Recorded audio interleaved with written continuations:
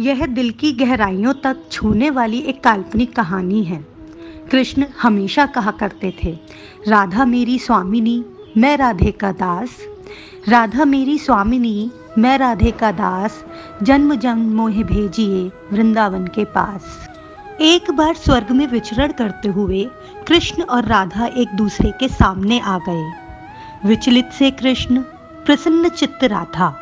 कृष्ण सकपकाए पर राधा मुस्कुराई। कृष्ण कुछ कह पाते, राधा पहले ही बोल उठी, आओ द्वारिकाधीश कैसे हो। राधा तो हमेशा कहना कहना कहकर बुलाती थी, पर आज द्वारिकाधीश सुन कृष्ण ने पहले अपने आप को संभाला, फिर कहा, राधे मैं तुम्हारे लिए आज भी वही कहना हूँ। तुम द्वारिकाधीश ना कहो, आओ बैठो, कुछ तुम कहो कुछ मैं कहता हूँ। सच राधा, जब जब तुम्हारी याद आती इन आंखों से आंसू निकल आते। राधा बोली, पर मेरे साथ तो ऐसा कुछ भी नहीं हुआ, ना तुम्हारी याद आई ना आंखों से आंसू।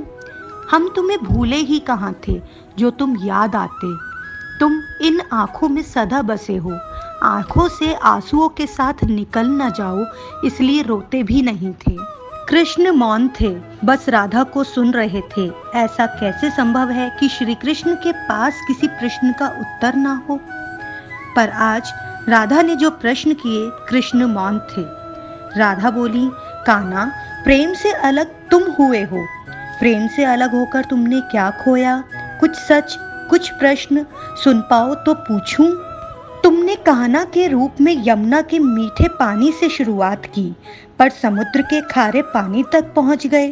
अरे कान्हा की तो 10 उंगलियां बांसुरी पर नाचती थीं, फिर कैसे एक उंगली पर चढ़ने वाले सुदर्शन चक्र पर भरोसा कर लिया। कान्हा और द्वारिकाधीश में क्या अंतर है, मैं क्या बताऊं अब। कान्हा के घर मदद मांगने सुदामा ना आते, कान्हा खुद सुदामा के घर पहुंच जाते। यही तो अंतर है युद्ध और प्रेम में। युद्ध में आप मिटाकर जीतते हैं और प्रेम में मिटकर जीतते हैं।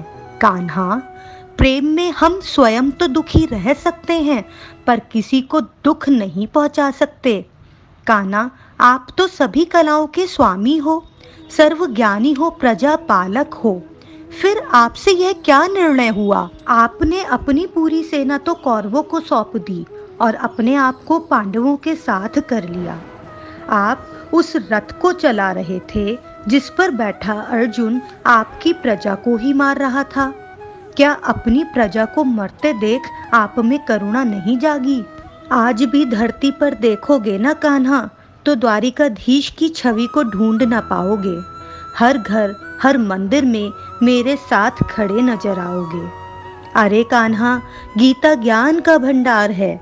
लोग गीता के महत्व की बात तो करते हैं, पर धरतीवासी द्वारिकाधीश पर नहीं, कान्हा पर भरोसा करते हैं। गीता में तो मेरा नाम दूर दूर तक नहीं है, फिर भी लोग गीता का समापन राधे राधे नाम से ही करते हैं।